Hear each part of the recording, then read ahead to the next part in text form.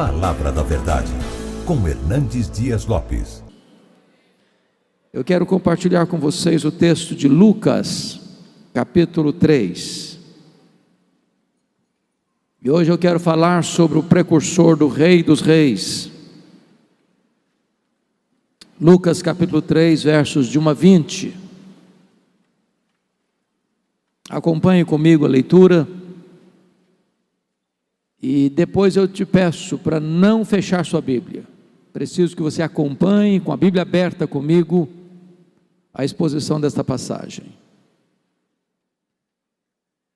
No 15º ano do reinado de Tibério César, sendo Pôncio Pilatos governador da Judeia, Herodes tetrarca da Galileia, seu irmão Filipe tetrarca da região da Itureia e Traconites, e Lisânias tetrarca de Abilene, sendo sumos sacerdotes Anás e Caifás, veio a palavra de Deus a João, filho de Zacarias, no deserto. Ele percorreu toda a circunvizinhança do Jordão, pregando o batismo de arrependimento para a remissão de pecados, conforme está escrito no livro das palavras do profeta Isaías: voz do que clama no deserto, preparai o caminho do Senhor, endireitai as suas veredas. Todo o vale será aterrado e nivelados todos os montes e outeiros. Os caminhos tortuosos serão retificados e os escabrosos aplanados, e toda a carne verá a salvação de Deus. Dizia ele, pois, às multidões que saíam para serem batizadas: raça de víboras, quem vos induziu a fugir da ira vindoura? Produzi, pois, frutos dignos do arrependimento, e não comeceis a dizer entre vós mesmos: temos por pai Abraão.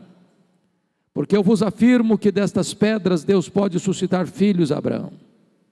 E também já está posto o machado à raiz das árvores. Toda árvore, pois, que não produz bom fruto é cortada e lançada ao fogo. Então as multidões o interrogavam, dizendo: que havemos, pois, de fazer? Respondeu-lhes: quem tiver 2 túnicas, reparta com quem não tem, e quem tiver comida, faça o mesmo. Foram também publicanos para serem batizados e perguntaram-lhe: mestre, que havemos de fazer?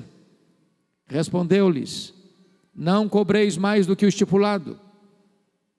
Também soldados lhe perguntaram: e nós, que faremos?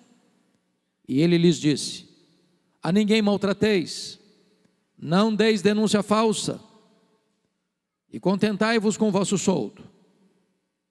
Estando o povo na expectativa e discorrendo todos no seu íntimo a respeito de João, se não seria ele porventura o próprio Cristo, disse João a todos: eu na verdade vos batizo com água, mas vem o que é mais poderoso do que eu, do qual não sou digno de desatar-lhe as correias das sandálias. Ele vos batizará com o Espírito Santo e com fogo. A sua pá ele a tem na mão para limpar completamente a sua eira e recolher o trigo no seu celeiro. Porém queimará a palha em fogo inextinguível. Assim, pois, com muitas outras exortações, anunciava o evangelho ao povo. Mas Herodes, o tetrarca, sendo repreendido por ele, por causa de Herodias, mulher de seu irmão, e por todas as maldades que o mesmo Herodes havia feito, acrescentou ainda sobre todas a de lançar João no cárcere. Assentem-se, por favor.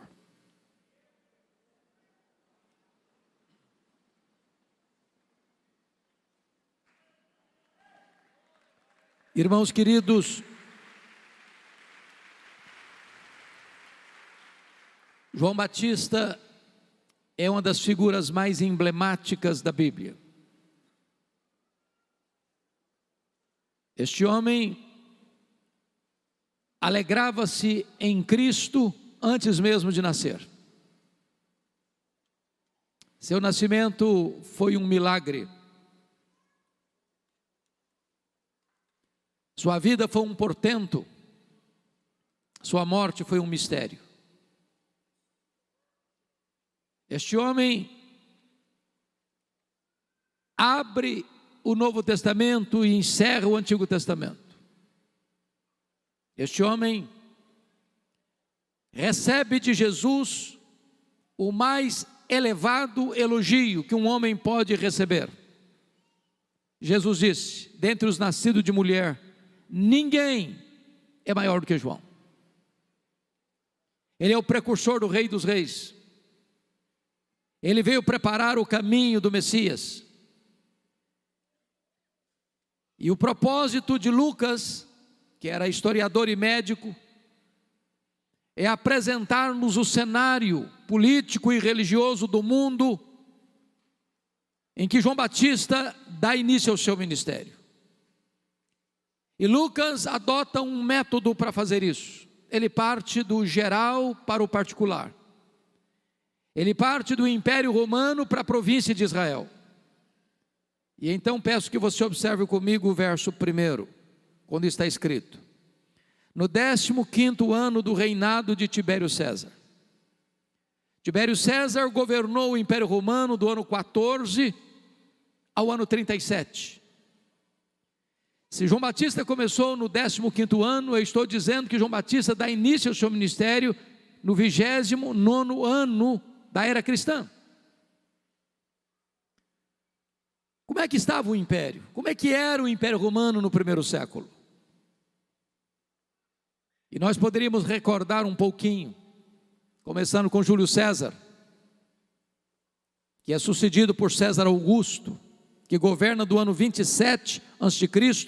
ao ano 14 depois de Cristo. Foi quando Jesus nasceu. Que foi sucedido por Tibério César, que governou do ano 14 ao ano 37, e governou o Império Romano quando João inicia o seu ministério e quando Jesus morre na cruz. Que foi sucedido por Calígula ou Gaio, que governa do ano 37 ao ano 41. Que foi sucedido por Cláudio, que governou do ano 41 ao ano 54, quando houve uma grande fome no mundo e os judeus foram expulsos de Roma. Que foi sucedido por Nero, que governou de 54 a 68, quando Roma foi incendiada e começa um massacre aos cristãos, tempo em que foram martirizados o apóstolo Pedro e o apóstolo Paulo. Que foi substituído e sucedido por Vespasiano, que governa do ano 68 ao ano 81, quando é inaugurado em Roma o Coliseu Romano, o Anfiteatro da Morte, e Jerusalém é tomada, e os judeus foram expulsos para a maior diáspora de todos os tempos, do ano 70 a 14 de maio de 1948, que foi sucedido por Domiciano, que governa do ano 81 ao ano 96, período em que o apóstolo João é deportado para aquela colônia penal, aquela ilha vulcânica do Mar Egeu, a ilha de Patmos, de onde escreve o livro de Apocalipse, que é sucedido por Galba, que começa a reinar em 96, e toma João da ilha de Patmos e o devolve à cidade de Éfeso, onde era pastor. Se vocês olharam esse cenário, o Império Romano é governado por homens truculentos, sanguinários, muitos deles perversos. O que Lucas quer nos apresentar é que o cenário internacional, ou o cenário mundial, ou o cenário do império, quando João dá início ao seu ministério, é um cenário sombrio. Mas como é que está a província? Continua a leitura no verso 1 comigo. Sendo Pôncio Pilatos governador da Judeia, Herodes tetrarca da Galileia, seu irmão Filipe tetrarca da região de Itureia e Traconites, e Lisânias tetrarca de Abilene. Tem algo estranho aqui nesse versículo. Tem alguém estranho no ninho dos filhos de Herodes. Tem um governador romano aqui.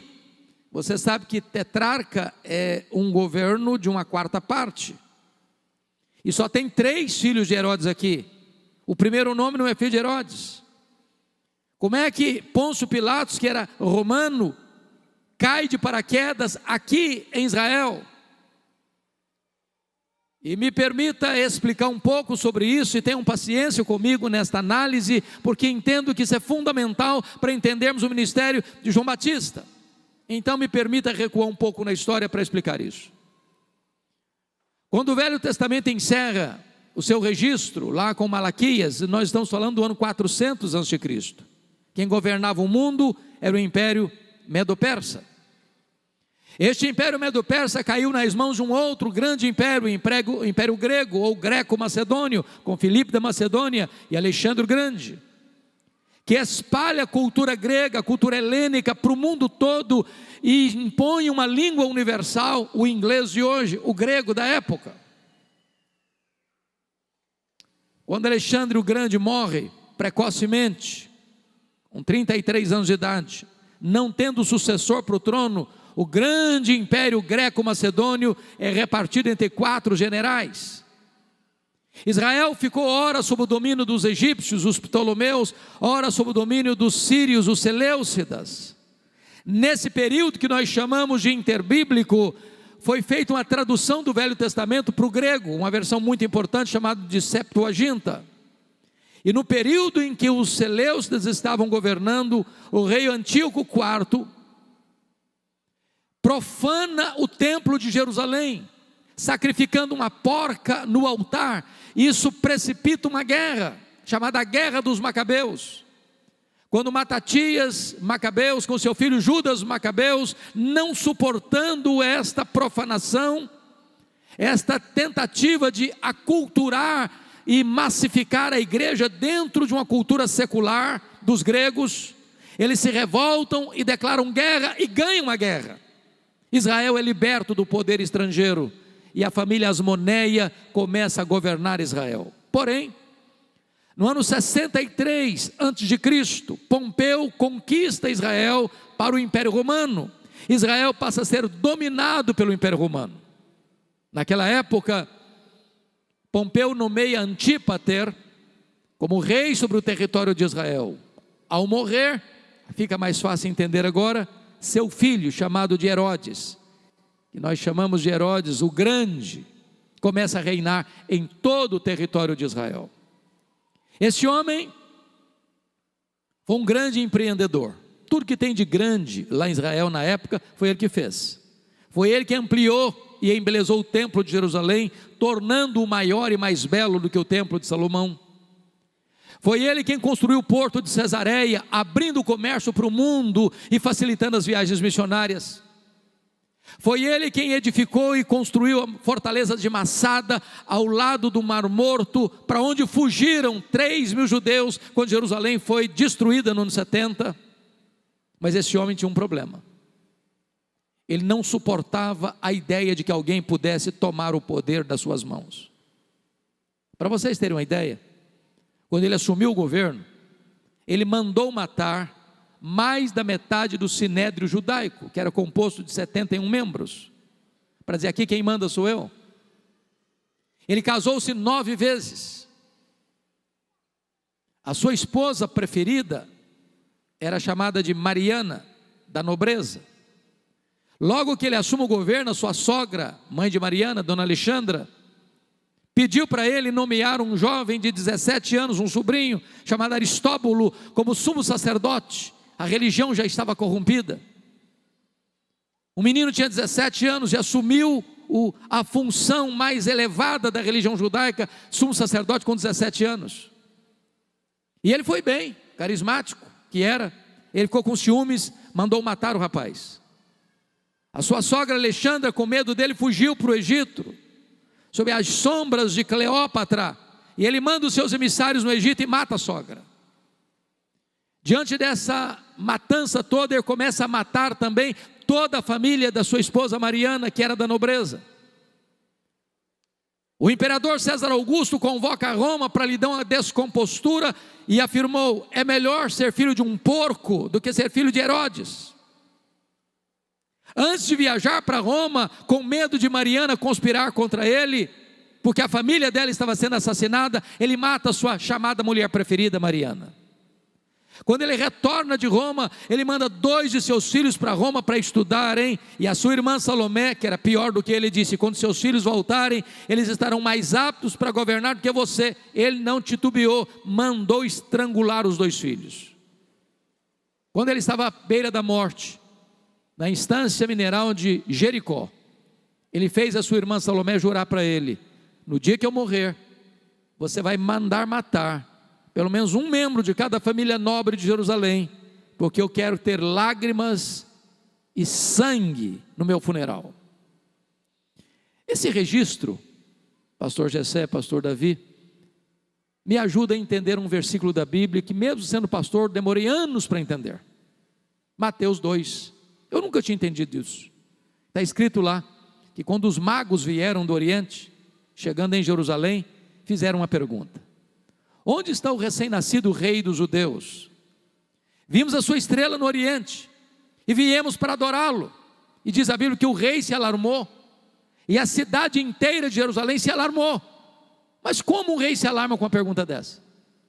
Como uma cidade inteira se alarma com uma pergunta dessa? É que Jerusalém sabia quão truculento, quão sanguinário é este homem, do que ele era capaz de fazer sempre que alguém supostamente se levantava para tomar o trono dele. Foi por isso que ele mandou matar todas as crianças de Belém, de 2 anos para baixo. Agora eu tenho uma boa notícia para lhe dar: os poderosos deste mundo também morrem. Só Jesus, o Rei dos Reis, continua no trono para sempre e sempre.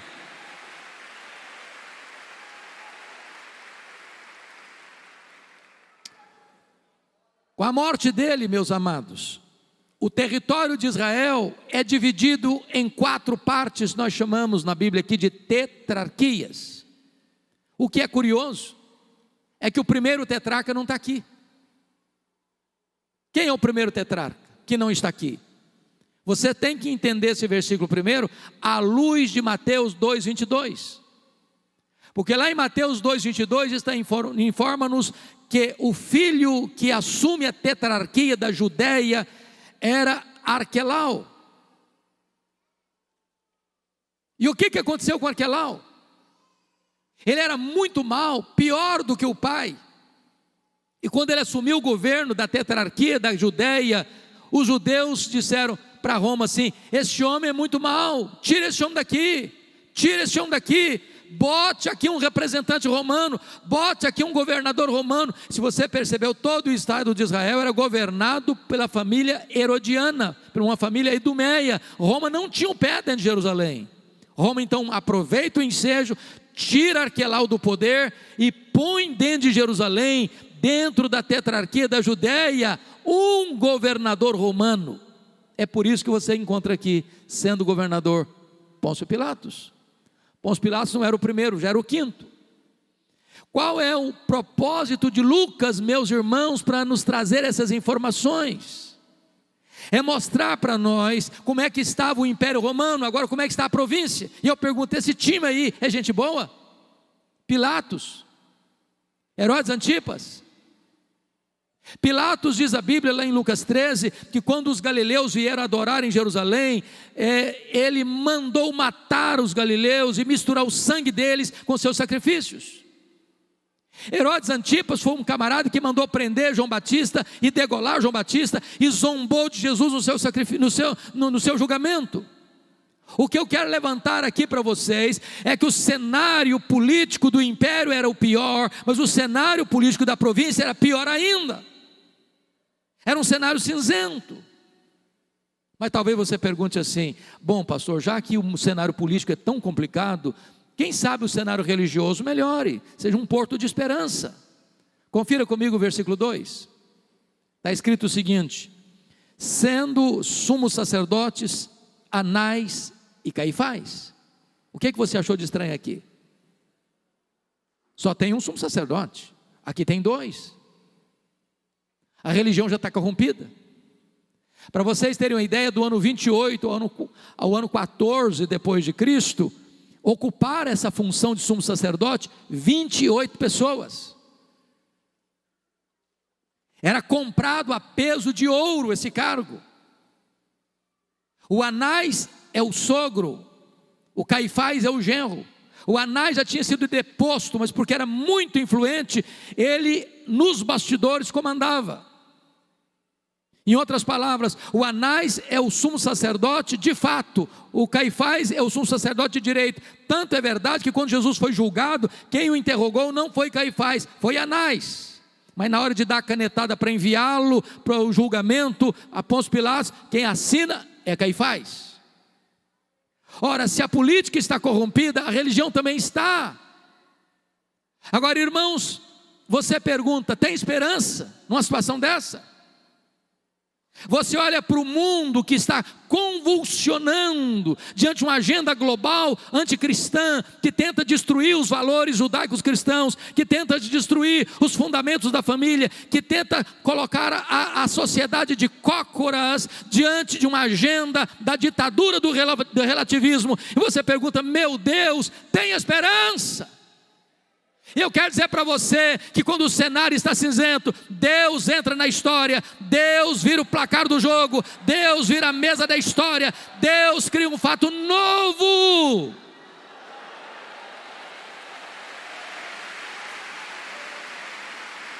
É nesse cenário cinzento que está escrito: veio a palavra do Senhor a João, filho de Zacarias, no deserto. Oh, irmãos, Deus está no trono, as rédeas da história estão em suas mãos. Quem governa a nação brasileira, quem governa o mundo, quem governa a igreja, é o Rei dos Reis, é o Senhor dos Senhores.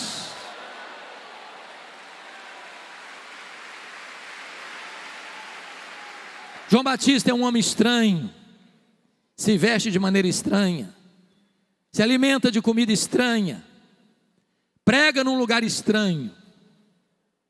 Mas quando a palavra de Deus vem a um homem, não importa se numa grande cidade ou se numa cidade do interior, se numa belíssima catedral ou se num templo pequeno de chão batido, se debaixo de uma árvore ou no deserto, se a palavra de Deus vier, aí as multidões se ajuntarão para ouvi-lo.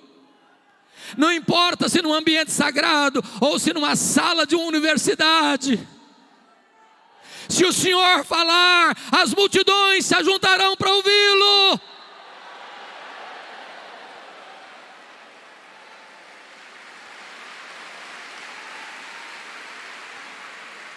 Não é o lugar que faz o homem, é o homem quem faz o lugar. Agora, como é que foi o ministério deste homem? Confira comigo o verso 3. Está escrito assim: ele percorreu toda a circunvizinhança do Jordão, pregando o batismo de arrependimento para a remissão de pecados. Meus irmãos, ele está nos ensinando metodologia, missiologia, estratégia missionária. Leia os profetas, leia João, leia Jesus, leia os apóstolos, e vocês verão que todos eles pregaram lá fora, onde as pessoas estavam. Hoje nós queremos que as pessoas venham cá dentro, onde nós estamos. Eles gastaram as solas dos sapatos, nós gastamos o assento dos bancos. A agenda da igreja sempre foi centrífuga para fora. Hoje nós queremos transformar a agenda da igreja em centrípeta para dentro. Se nós quisermos impactar o mundo, nós temos que ir lá fora onde as pessoas estão. Agora preste atenção comigo, irmãos, porque tem 400 anos que ninguém prega. Nós chamamos isso de silêncio profético. Tem templo, tem música, tem festa, tem sacrifício, mas não tem palavra de Deus. Depois de 400 anos, João Batista se levanta para pregar. Mas o que ele prega? Alguém podia dizer: ô João, esse povo não está acostumado com Bíblia não, então pega leve, prega um sermão mais palatável, mais politicamente correto. Se você pegar muito firme, esse povo não está acostumado, não vai dar certo. Mas sabe o que ele pregou? Batismo de arrependimento para a remissão de pecados. Ele está dizendo: ou vocês mudam de vida, ou vocês têm um novo coração, uma nova mente, uma nova vida, ou vocês não terão perdão. A salvação é uma transformação do caráter, da vida, do coração, da mente, da família, que impacta a sociedade. João Batista não é um profeta da conveniência. Ele é um arauto do Rei dos Reis. Ele não é um alfaiate do efêmero, ele é um escultor do eterno. Agora notem vocês, meus amados, que João Batista nos é apresentado no verso 4 como engenheiro de trânsito do reino de Deus. Vejam comigo: preparai o caminho do Senhor, endireitai as suas veredas. Qual é o pano de fundo desta informação? Os grandes impérios do passado, quando a comitiva real ia visitar uma província longínqua, não tendo estradas adequadas, mandava os seus engenheiros abrindo estradas.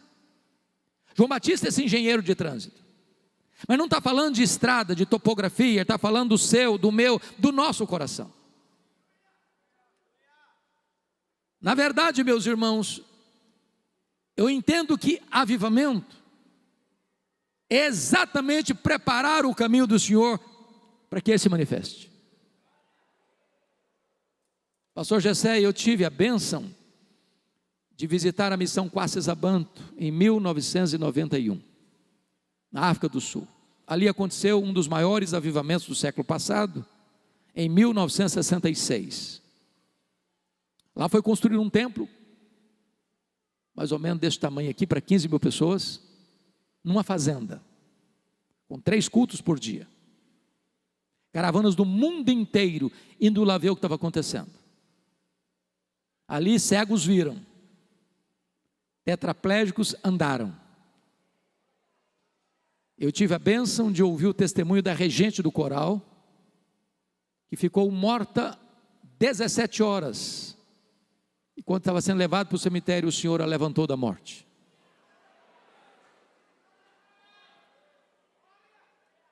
Quando o Espírito Santo foi derramado ali, os missionários, quando levantavam de manhã, tinham 5, 10, 15, 20 pessoas na porta de cada um, com pressa para acertar a vida com Deus.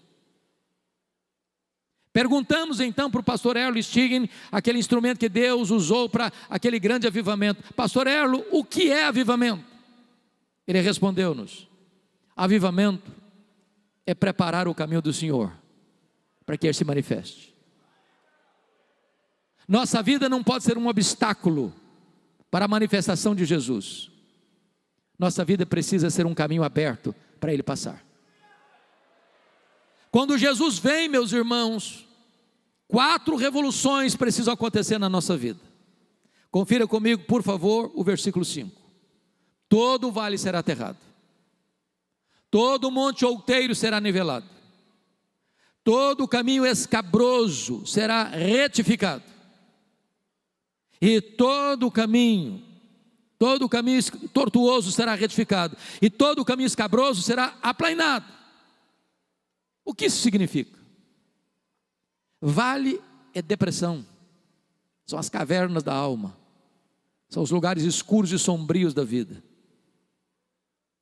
Enquanto tiver coisas escondidas, enquanto tiver sombras, lúgubres, o Senhor não vai se manifestar. Vale, irmão, fala de separação de 2 montes, de mágoas, de ranços, de iras, de discórdias, de disputas, de divisões. Enquanto tiver mágoa no coração, não resolvida, não tratada, aí o Senhor não se manifesta. Monte fala de quê? De incredulidade. Jesus não fez milagres em Nazaré por causa da incredulidade. Monte fala de soberba, de arrogância, de altivez de coração. Onde tem soberba, aí o Senhor não se manifesta, porque Ele luta contra o soberbo. Caminho torto fala de hipocrisia, de vida dupla, ser uma coisa aqui, outra ali, outra acolá. Enquanto tiver apenas verniz de religião, apenas aparência de religião, apenas uma caiadura, um cal que mostra beleza por fora, mas podridão por dentro, aí o Senhor não se manifesta. Caminho escabroso é aquilo que está fora do lugar. O que está fora do lugar na sua vida? Sua vida pessoal, sua vida sentimental, seu casamento, seus relacionamentos, sua vida financeira, sua vida devocional. O que é que está fora do lugar? Enquanto essas coisas estiverem fora do lugar, o Espírito Santo não desce, as chuvas não chegam e o Senhor não se manifesta. A minha oração, irmãos, é que aquilo que aconteceu, está acontecendo há 9 dias, lá na Universidade de Asbury, em Kentucky, possa refletir, não só na América, mas reverberar aqui no Brasil. O mundo está indo celeremente para uma agenda perversa, de hostilidade ao cristianismo. Mas prestem atenção, quem tem a agenda da história nas mãos é o Senhor Jesus. Se o Senhor soprar sobre a sua igreja, se o Senhor trouxer o vento do avivamento sobre a sua igreja, se o Senhor rasgar os céus e descer até nós, e inflamar a nossa vida, como um fogo inflama os gravetos e faz ferver as águas, os inimigos de Deus vão temer, e saber que o nosso Deus reina, e que Ele é todo poderoso.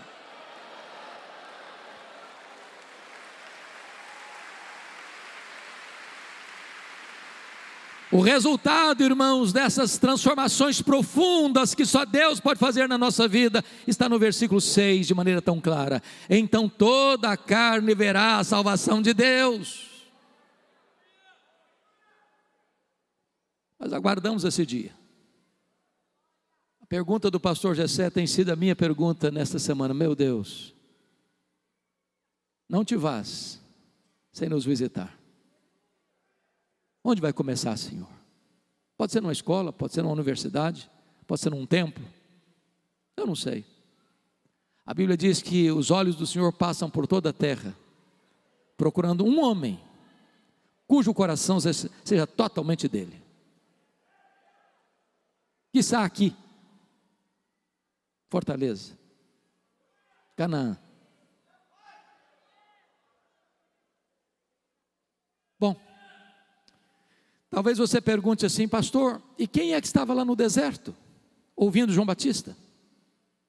Confira comigo, versículo 7, fala de multidões, verso 10, multidões, verso 12, publicanos, verso 14, soldados.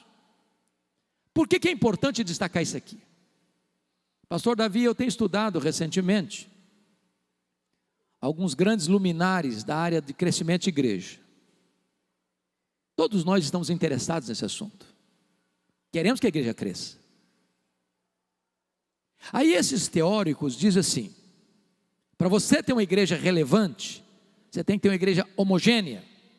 Explico. Alguém diz assim, você quer plantar uma igreja relevante?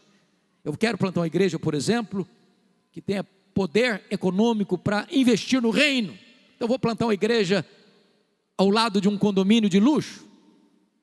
Outros dizem, não, eu quero plantar uma igreja para alcançar a elite intelectual da cidade. Eu quero gente que tenha capacidade de ser formadora de opinião. Então eu vou plantar uma igreja do lado de um grande centro universitário.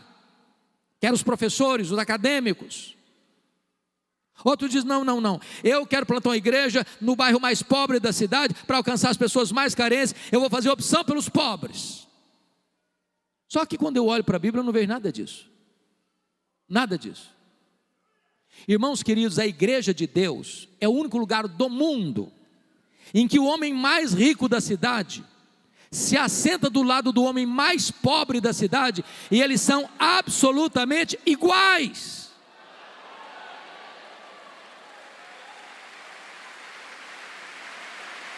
A igreja de Deus é o único lugar do mundo em que o maior empresário da cidade, sendo um diácono da igreja, carrega a cadeira nas costas para o pedreiro sentar, e sentar com honra.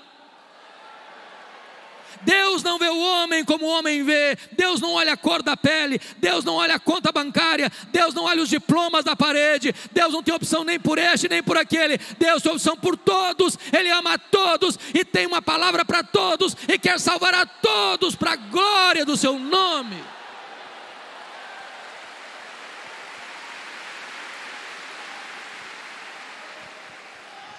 Mas você me pergunta ainda, pastor, o que esse texto vai nos ensinar sobre a pregação de João Batista? Que tipo de mensagem era essa? Eu quero destacar alguns aspectos da ênfase da mensagem de João. Primeiro, João alerta sobre o perigo mortal da hipocrisia. Olha comigo o verso 7.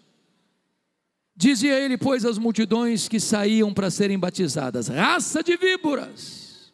Meus irmãos, eu fico escandalizado, chocado com João Batista.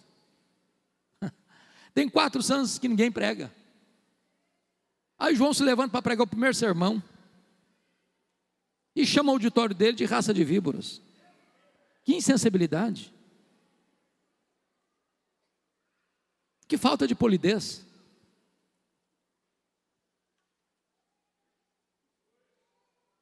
Eu acho que se pastor Gessé, pastor Davi for chamar o auditório, os ouvintes de raça de víboras, eu não sei se esse auditório não se esvazia. Mas por que ele está fazendo isso? Você só consegue interpretar Lucas 3,7 à luz de Mateus 3,7. O que está escrito lá? Está escrito lá que quando João olha essas multidões vindo, ele vê muitos fariseus e saduceus. Então ele diz: raça de víboras. Eu não sei quanto a você, mas quando eu começo a ler os evangelhos, sobretudo, quase que me dá uma urticária quando eu começo a ler sobre os fariseus. Pensa num time complicado, que andava com lupa na mão para enxergar os pecados dos outros, mas não enxergava os próprios pecados. Gente que acusava os outros e justificava a si mesmos. Gente que Jesus diz: vocês parecem um sepulcro, que acabou de passar um calzinho nele, está branquinho por fora, mas por dentro está podre. João Batista vê essa gente vindo e disse: raça de víboras. Agora preste atenção no que eu vou lhes dizer. Os fariseus não foram sempre assim, não. Quando é que eles surgiram? Como eles surgiram? Por que eles surgiram? Os fariseus surgiram nesse período interbíblico para ser um movimento de resistência, de reforma e de reavivamento em face da tentativa da cultura da época, da filosofia grega, do helenismo, da secularização, tentar destruir a igreja da época. Mantendo a integridade bíblica, mantendo a piedade pessoal. Mas num dado momento, irmãos, os fariseus foram perdendo a devoção, foram perdendo a piedade, mas mantiveram a forma. Jesus chamou isso de hipocrisia. Mas tinha também ele muitos saduceus. Quem eram os saduceus? Também um grupo de reforma e reavivamento que surgiu nesse período interbíblico para resistir à secularização da igreja da época, que era o helenismo, a cultura grega. Eles eram da elite intelectual ou financeira, e eles sucumbiram rapidamente à cultura grega. Para vocês terem uma ideia, os saduceus não acreditavam em ressurreição, não acreditavam em anjos, não acreditavam em todo o Velho Testamento, só no Pentateuco. Os saduceus tornaram-se colaboracionistas de Roma. O que ganharam em moeda de troca? Presta atenção nisso. Ganharam a mina de ouro da religião judaica, a exploração do templo. Tudo acontecia em Israel ao redor do templo.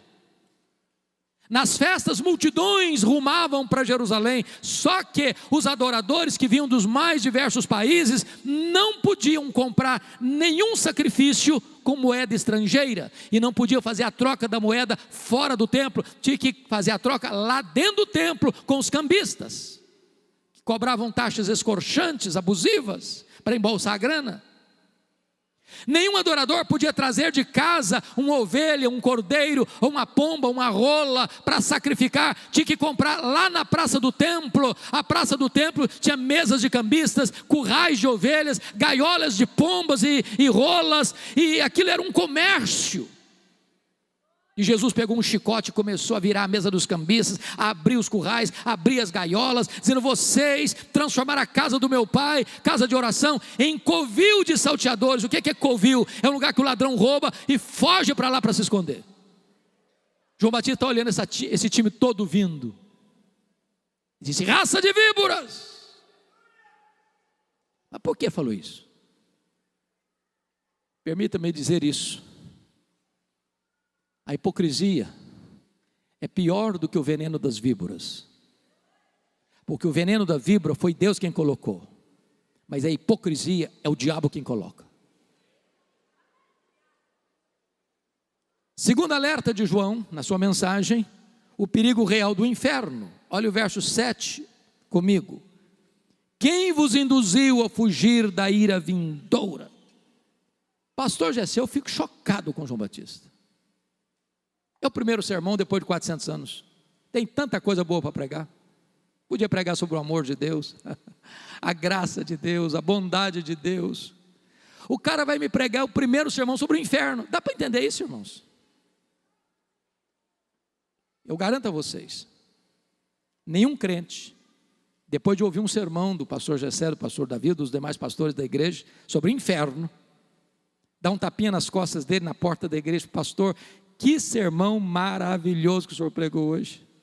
Eu estou saindo até leve, mais leve da igreja hoje. Irmãos, não dá ibope, não é palatável, não é agradável. Mas eu preciso de uma coisa para você nessa noite. É melhor você escutar sobre o inferno do que ir para o inferno.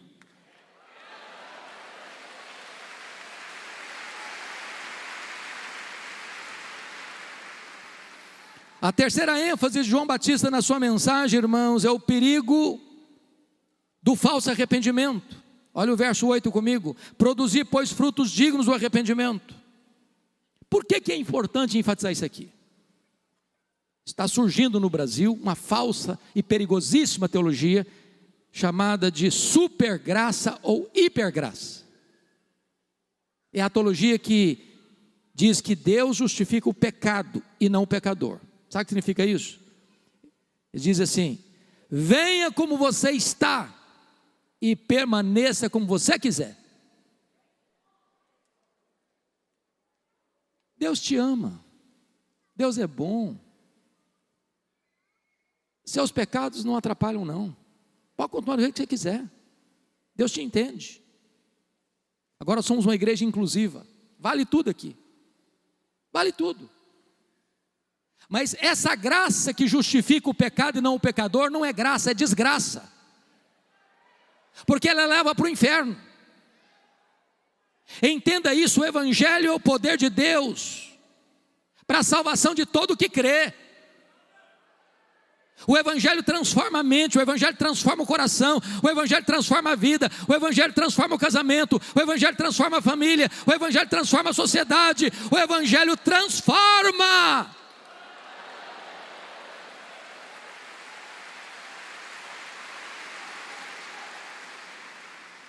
Quarta ênfase de João Batista na sua mensagem, preste atenção comigo.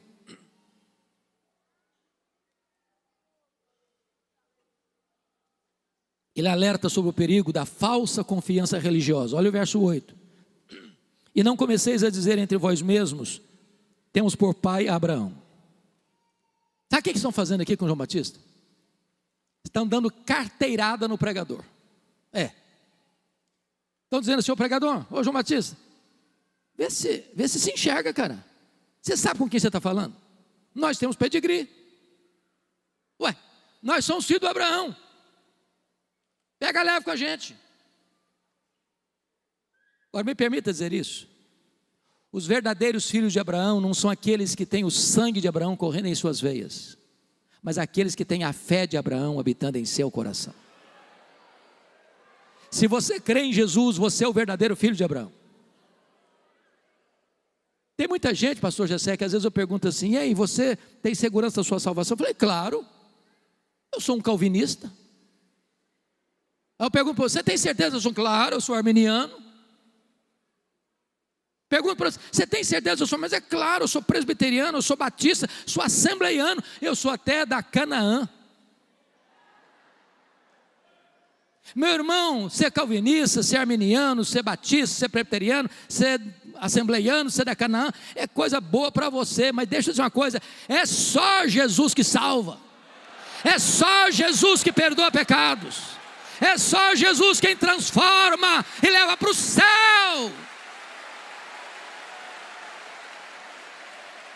Põe a sua confiança no Rei dos Reis e no Senhor dos Senhores.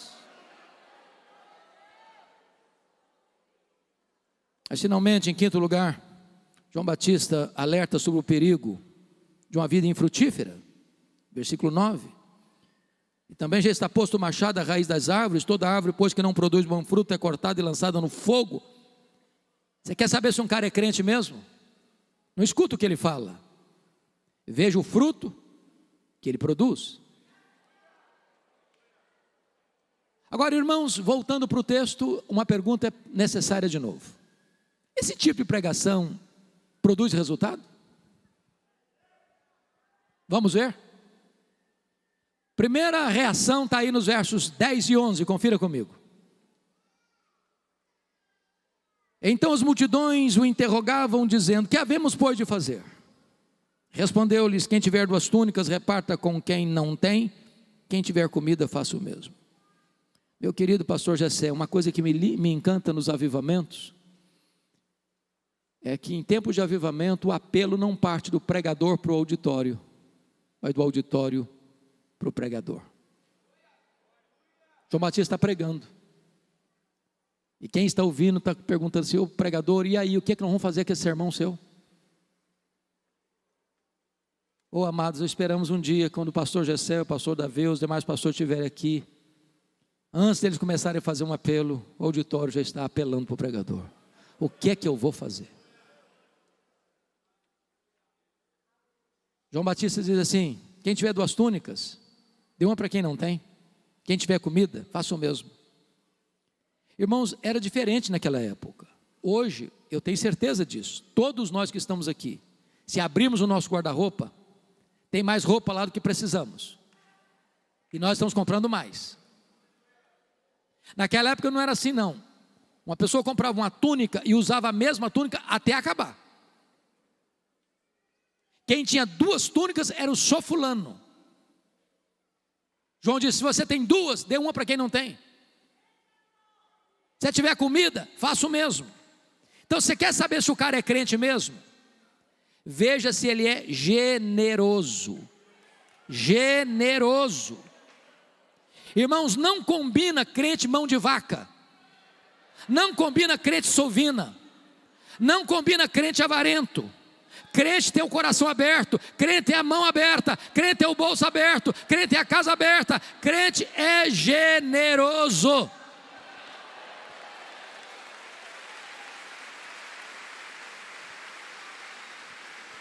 Agora preste atenção: generosidade não é arrependimento. Ninguém vai para o céu porque dá roupa e comida para as pessoas. Generosidade é a evidência do verdadeiro arrependimento e não um substituto ao arrependimento. Tem muita gente que dá comida, dá roupa e não vai para o céu, a não ser que se arrependa e crê em Jesus. Quem leva você aos pobres e necessitados é o amor de Deus, é Jesus Cristo. Mas vamos ao segundo resultado. Confira aí comigo os versos 12 e 13. Está escrito o seguinte: foram também publicanos para serem batizados e perguntaram-lhe: mestre, que havemos de fazer? Respondeu-lhes: não cobreis mais do que o estipulado. Agora eu estou falando de Receita Federal, estou falando do leão. Eu quero dizer que o leão está de olho em você, sabe mais da sua vida do que você mesmo. O que está acontecendo aqui? Roma não tinha na época a mesma estrutura que temos hoje de controle para arrecadar tributos e impostos. O que Roma fazia? Roma fazia uma concessão para alguém recolher impostos numa determinada região, com o compromisso de repassar aos cofres de Roma um valor devido. Mas esse publicano ou cobrador de imposto podia cobrar muito mais e embolsar o resto da grana. É por isso que os publicanos eram o tipo de gente mais odiada em Israel, porque exploravam as pessoas com taxas, impostos e tributos abusivos para se enriquecerem. Esse time está lá escutando João Batista e pergunta assim: ô mestre, e nós aí, cobradores de impostos, vamos fazer o que com esse sermão seu sobre arrependimento? João Batista respondeu: não cobreis mais do que o estipulado. Você quer saber se o cara é crente mesmo? Veja se ele é honesto em seus negócios. Crente não passa a perna nos outros. Crente não faz falcatrua. Crente não aproveita da situação difícil do outro para explorá-lo ainda mais. Crente não constrói a sua riqueza sobre os escombros do pobre. Crente é confiável, crente é honesto, crente não explora os outros, crente não adquire riquezas ilícitas.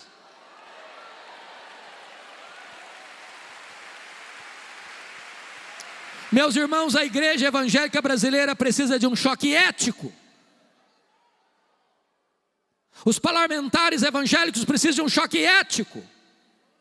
Os empresários cristãos precisam de um choque ético. Os comerciantes cristãos precisam de um choque ético. Os trabalhadores cristãos precisam de um choque ético. A igreja de Deus precisa de um choque ético.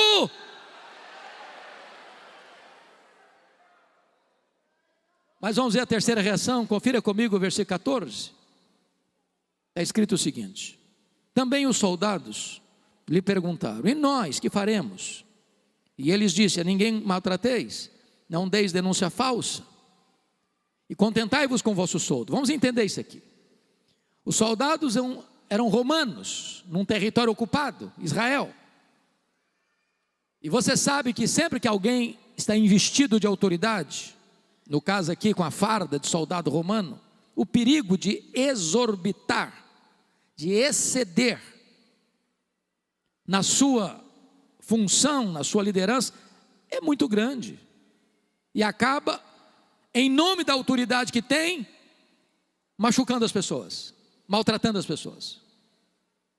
Quando ele diz não deis denúncia falsa, o que ele está falando?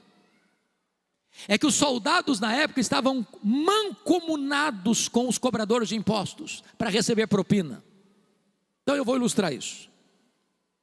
Chegava, pastor Davi, o cobrador de imposto na casa, vamos chamar de José, porque é o nome mais comum que nós temos.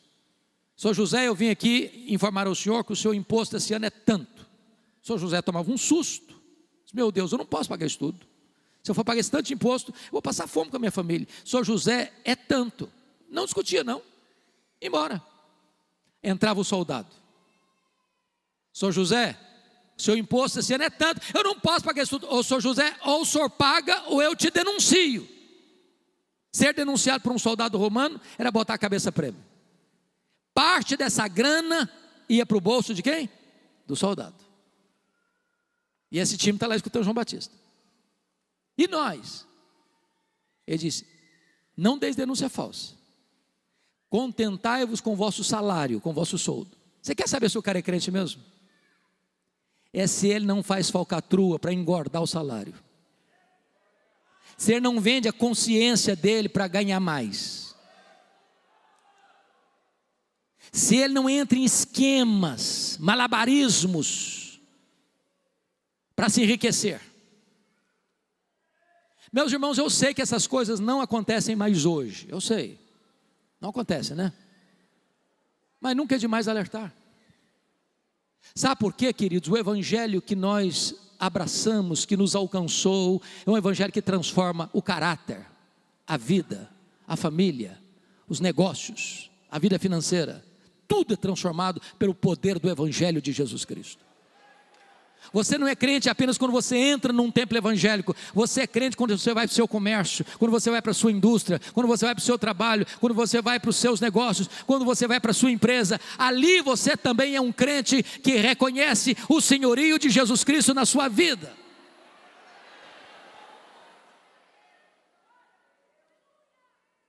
Em tempos de avivamento, irmãos, a sociedade é saneada. Me permita só dar um exemplo. 1904, um grande avivamento no país de Gales, com um jovem, 26 anos, pastor, Evan Roberts, um jovem, que já orava por avivamento desde a adolescência.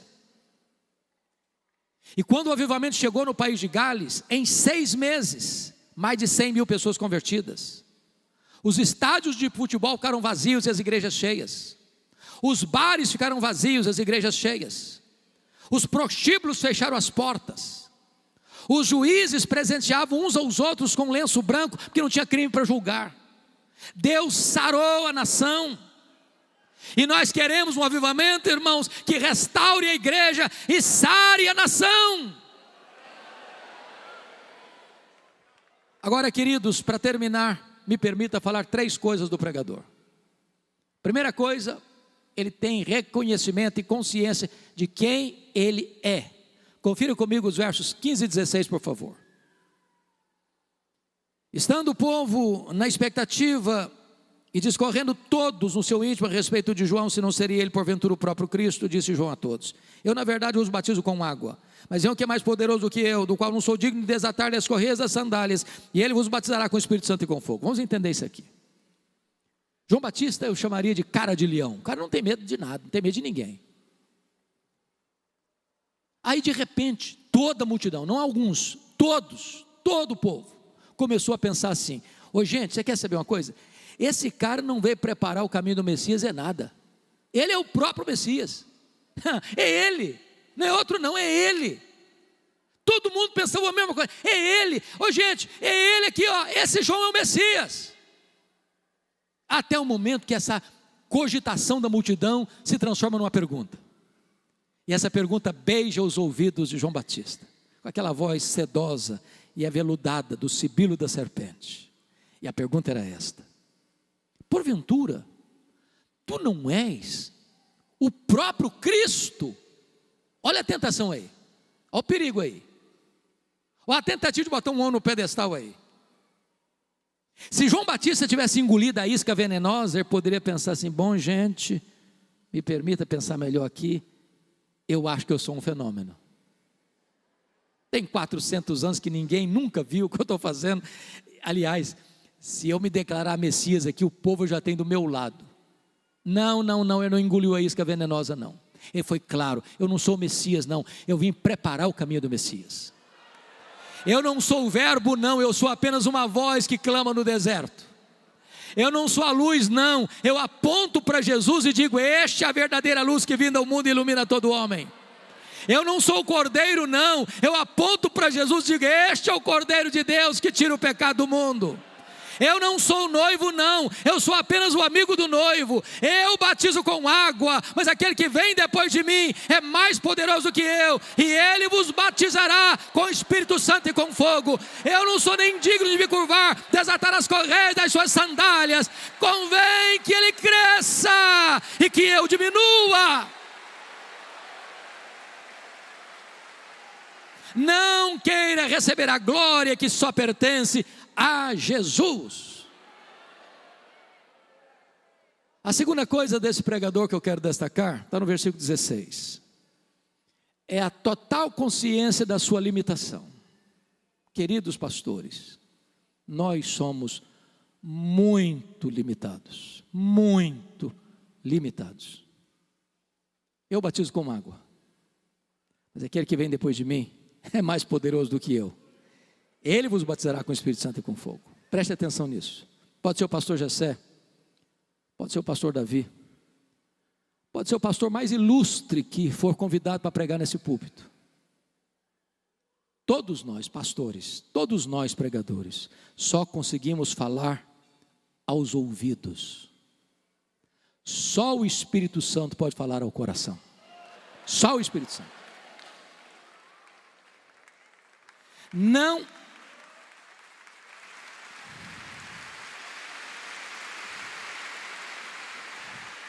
Não importa a maneira que o pastor batiza, se por imersão, se por efusão, se por aspersão, o pastor só consegue lidar com o símbolo, mas ele não tem o poder de aplicar o símbolo no coração das pessoas. Só Jesus batiza com o Espírito Santo e com fogo. Nós, pastores, podemos usar os elementos da ceia, partir o pão e distribuir o cálice, mas nós não temos o poder de aplicar essas verdades espirituais como meio de graça no coração das pessoas. Só o Espírito Santo pode. Meus irmãos, nós somos limitados. O vaso é de barro para que a excelência do poder seja de Deus, porque dele e por meio dele e para ele são todas as coisas. A ele, portanto, a glória para sempre. Amém.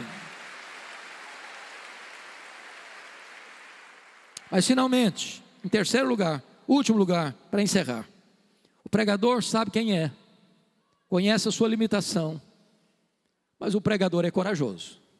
Isso ele é. Confira o verso 19 e 20 comigo. Está escrito assim: mas Herodes, o tetrarca, sendo repreendido por ele por causa de Herodias, mulher de seu irmão, e por todas as maldades que o mesmo Herodes havia feito, acrescentou ainda sobre todas a de lançar João no cárcere. Vamos entender isso aqui. Eu disse para vocês lá atrás que o pai desse Herodes aqui, Herodes o Grande, casou-se 9 vezes, formando uma família que nós chamaríamos hoje de disfuncional. Muitos meio-irmãos. Desses muitos filhos que ele teve nesses 9 casamentos, 4 deles receberam um poder político. Arquelau, que foi deposto, tetrarca da Judéia. Herodes Antipas, tetrarca da Galileia. Filipe, leia-se aqui Filipe II, e Lisânias. Mas ele teve muitos outros filhos. Dentre eles, Filipe I, que morava em Roma. Um dia, o Herodes Antipas, tetrarca da Galileia, vai a Roma e se engraça com a cunhada, mulher do seu irmão Filipe I, chamada Herodias. Vale destacar, pastor Gessé, aqui Herodias era filha de um outro filho de Herodes o Grande, Aristóbulo. Portanto, o pecado de Herodes Antipas não foi só adultério, foi também incesto. Aí ele chega lá, a Herodias diz assim para ele: se você prometer de divorciar-se da sua mulher, porque ele era casado com a filha do rei Aretas, eu largo o seu irmão Filipe e vou com você embora para Galileia, você é sua mulher. Herodes topou a parada. Agora, num determinado dia, desembarca o Herodes Antipas com Herodias a tiracolo, lá na Galileia. O João Batista, que era cara de leão, tinha medo de ninguém, botou o dedo na cara do tetrarca e disse: não te é lícito possuir a mulher do teu irmão. Ele sabia que estava mexendo num vespeiro, num ninho de cobra. Passou a ser odiado por isso. Na verdade, foi preso por isso. Preso aonde? Na masmorra de Maquerós. Sabe onde fica Maquerós? Do lado do Mar Morto, 45 a 50 graus todo dia. O maior pregador, o maior homem dentre os nascidos de mulher, está preso por pregar a palavra de Deus. Herodes até gostava de ouvi-lo, de vez em quando dava uma escapadela para ouvi-lo. Sabe o que João pregava para ele? Juízo final. O cara sai mais perturbado ainda. Houve um dia que teve uma festa na casa do Herodes, aniversário dele. Convidou os amigos, já estava chapado, bêbado. A filha de Herodias dançou com muita desenvoltura na presença dele, ficou encantado com aquilo e prometeu para a menina uma promessa inconsequente. A menina, astuta como a mãe, perguntou: mãe, o que é que eu peço? A mãe disse assim: peça a cabeça de João Batista numa bandeja. Sai o carrasco, o algoz da Galileia, vai lá na masmorra de Maquerós, do lado do Mar Morto, tira João da prisão, bota a cabeça dele num cepo e tosa a cabeça dele com a espada. E agora entra com aquela cabeça dentro de uma bandeja como um bolo macabro naquela festa hedionda, por ordem de um rei bêbado, de uma mulher adúltera, de um adolescente inconsequente, o maior pregador, o maior homem dentre os nascidos de mulher. E você sai dessa cena horrorizado, chocado, perplexo. Meu Deus, que tragédia, que final inglório. Mas João Batista não pensava assim não. João Batista entendia que é melhor você estar preso com a consciência livre do que estar livre com a consciência presa. João Batista entendia que é melhor você perder a cabeça com honra do que vender a consciência e sobreviver. O que importa para um homem, meus irmãos, não é como ele morre, mas como ele ressuscita.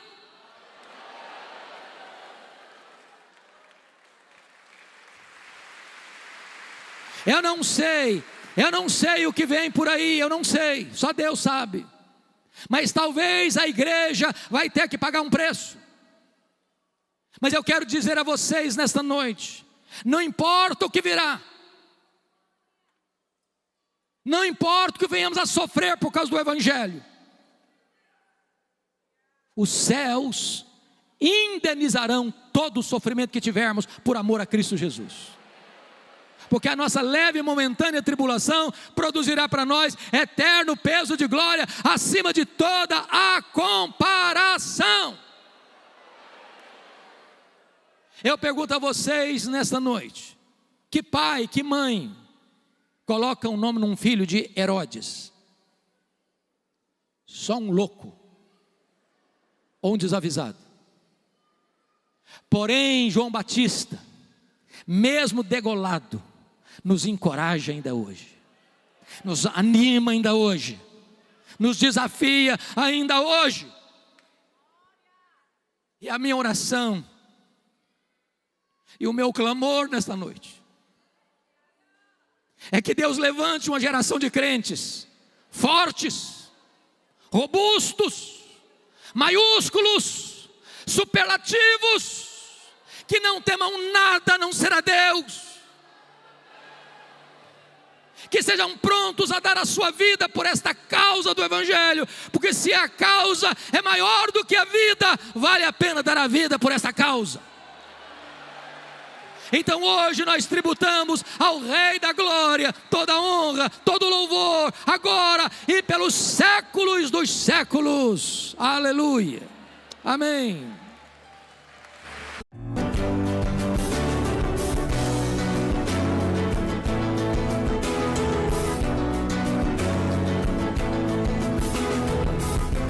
Palavra da Verdade, com Hernandes Dias Lopes.